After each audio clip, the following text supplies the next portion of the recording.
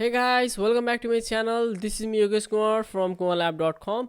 Today in this video I'm going to show you how you can split text into different columns using convert text to column wizard. Data comes in different shape and size. Sometimes it comes in the right format and sometimes it doesn't.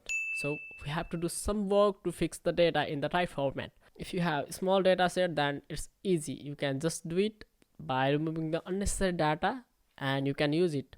But if you have the large data set, then it's not possible. You can fix it by going one by one data and removing the unnecessary data. So this wizard will help you to convert text from one column to different columns in just a second. So let's go with the example together.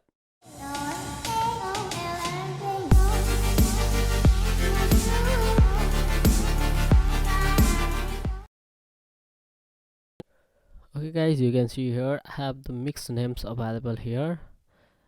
Both names are separated by the character between them. So this looks quite uneasy, so I want to separate them separately. So for that, go to data tab, select text to column. Select the name first and click text to column. From here select delimited and click next. Here choose other option.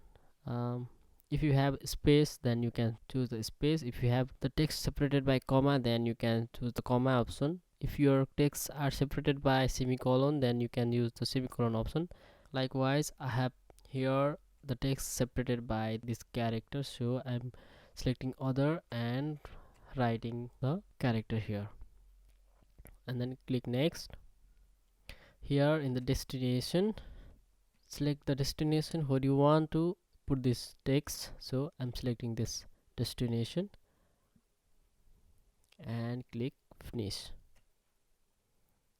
Okay, you can see here both the texts are separated successfully with no errors, and the center character has successfully removed also.